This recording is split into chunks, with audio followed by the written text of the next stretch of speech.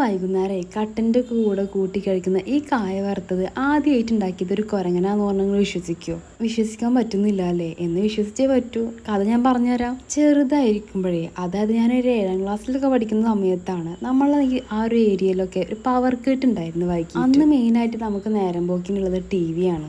ഇന്നത്തെ പോലെ ഞൊടിയിടയിൽ നേരം പോകാനുള്ള ഈ ഫോണോ കാര്യങ്ങളോ യൂട്യൂബോ ഒന്നും അന്നില്ല. അപ്പോൾ പവർ കട്ടിൻ്റെ അരമണിക്കൂറില്ലേ, അത് ഞങ്ങൾ നേരം പോക്കുന്നത് എങ്ങനെയാണെന്ന് വെച്ചാൽ അന്താക്ഷരി കളിച്ചിട്ടും സിനിമ പേര് പറഞ്ഞിട്ടും കഥ പറഞ്ഞിട്ടൊക്കെയാണ്. മെയിനായിട്ട് ഉണ്ടാവുക ഉമ്മാൻ്റെ സ്കൂൾ സ്റ്റോറികളാണ്. അത് കേൾക്കാനാണ് എല്ലാവർക്കും ഇഷ്ടം. അപ്പോൾ പ്രയോറിറ്റി ഇപ്പോഴും അതിന് തന്നെയാണ്. അങ്ങനെ പവർ കട്ടിൻ്റെ അരമണിക്കൂറിൽ ഉമ്മാൻ്റെ സ്കൂളത്തെ കഥകൾ പറഞ്ഞു ഒട്ടുമിക്ക കഥകളും അവസാനിച്ച് തുടങ്ങിയിട്ടുണ്ടായിരുന്നു. അല്ലെങ്കിൽ ഇപ്പോൾ അവസാനിക്കാതിരിക്കുമോ? ഒരു വർഷത്തിൽ അരമണിക്കൂർ പവർ കട്ടുള്ളപ്പോൾ ഈ 8ാം ക്ലാസ് വരെ ആകെ സ്കൂളിൽ പോയിട്ടുള്ളൂ. ഈ അരമണിക്കൂർ സ്കൂളത്തെ കഥകൾ പറഞ്ഞ് അതിൻ്റെ കാര്യത്തിലാണ്ട് തീരുമാനമായി. അങ്ങനെ ഉമ്മയുടെ കഥ പറച്ചിലൊക്കെ കൊണ്ട് അവസാനിച്ചു തുടങ്ങിയപ്പോൾ പിന്നെ പുതിയതായിട്ട് കഥ പറയാൻ ഓൻ അങ്ങോട്ട് തുടങ്ങി. ആര്? എൻ്റെ ആങ്ങള. ഈ അരമണിക്കൂർ നമ്മൾ കഥയും കവിതയൊക്കെ പറഞ്ഞിരിക്കുന്ന സമയത്ത് സൈഡായിട്ട് കഴിക്കാൻ നമുക്ക് എന്തെങ്കിലുമൊക്കെ ഉണ്ടാവും. വലിയ ബേക്കറിയോ മിഠായിയോ അങ്ങനെ എന്തെങ്കിലും.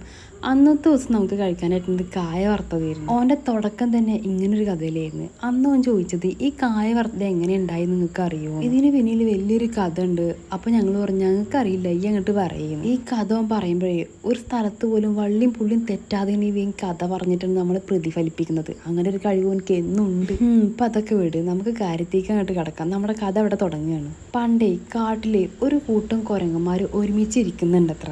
മനുഷ്യൻ്റെ ഉത്ഭവം കുരങ്ങനിൽ നിന്നാണെന്നാണല്ലോ നമ്മൾ പഠിച്ചിട്ടുള്ളത്. അത് ആദ്യമേ മനുഷ്യനാണ് കുരങ്ങന്മാരെന്നൊക്കെ അല്ലേ നമ്മൾ ഹിസ്റ്ററിയിലൊക്കെ വെച്ച് കാച്ചി പഠിച്ചിട്ടുള്ളത്. അതിൻ്റെ ഡീറ്റെയിൽസ് വല്ലാണ്ട് അറിയാത്തതുകൊണ്ട് ഞാൻ അത് ഡീറ്റെയിൽ ആയിട്ട് പറയണില്ല. അതൊക്കെ വിശദീകരിച്ച് പറയണമെന്നുണ്ടെങ്കിൽ തല നന്നായി പുകക്കേണ്ടി വരും. പഠിക്കുന്ന കാലത്ത് നമ്മളതിന് തുനിഞ്ഞിട്ടില്ല. പിന്നെയാണ് എപ്പോഴും നമുക്ക് കഥ അങ്ങോട്ട് തുടങ്ങിപ്പോവാം.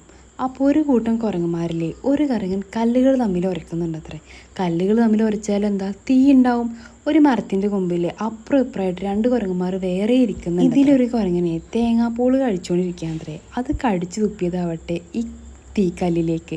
അത് അവിടെ കിടന്ന് ഉരുക്കി വെളിച്ചെണ്ണയായിട്ട് മാറി. അപ്പുറത്തെ കൊമ്പിലിരിക്കുന്ന കുരങ്ങൻ കഴിച്ചിരുന്നത് പച്ചക്കായായിരുന്നു. അത് കടിച്ചു തുപ്പിയതാവട്ടെ ആ ഉരുക്കിക്കൊണ്ടിരിക്കുന്ന വെളിച്ചെണ്ണയ്ക്ക്.